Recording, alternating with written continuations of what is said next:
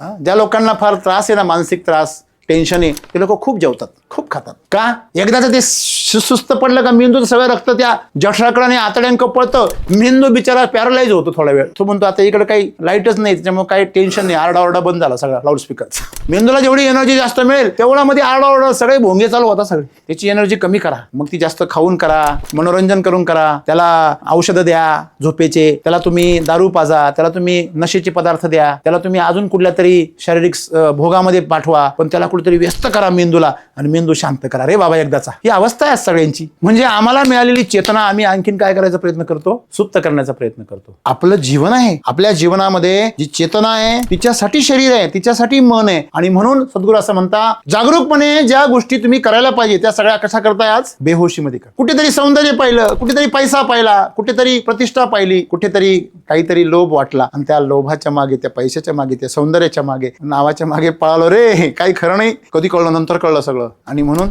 सद्गुरू सांगता, प्रत्येक गोष्ट, अगदी श्वास घेण्यापासून, श्वास आम्ही का घेतो? कारण त्या आमच्या इंद्रियांना काय देतं? ते शक्ती देतं. आणि म्हणून तो खोलवर घेतला पाहिजे रे. आहार करताना हे अन्न नाहीये, पूर्ण ब्रह्म आहे. वदनी कवळ घेता नाम घ्या श्रीहरीचे, सहज आव्हान होते नाम घेता फुकाचे. जीवन करी जीवित्वा, अन्न हे पूर्ण ब्रह्म. उदर भरण नो हे जाणीजे यज्ञ कर्म. जेवताना चालू राहतं आपलं. पा यज्ञ कर्म. याच आहुती कुठं चालली आहे? आहुती चालली रील मध्ये. कुठले मंत्र चालले? चेतना कुठे? चेतना रील मध्ये, आणि हा खायच्या रोल मध्ये. लक्षात घ्या, कागद तुमचा आहे, छपाई इकडची येणार आहे. धोचा काय होणार आहे? मा होणार आहे. लक्षात ठेवा. खातो अन्न आणि होतं विष. तब्येतच बरी नाही, राहीलच कशी? म्हणजे जागरूक नाही ना, खाताना जागरूक नाही सर आम्ही. काम तर लांबची गोष्ट आहे. आपली या हिता जो असे जागता, आपलं हितासाठी जागाच नाहीये तो.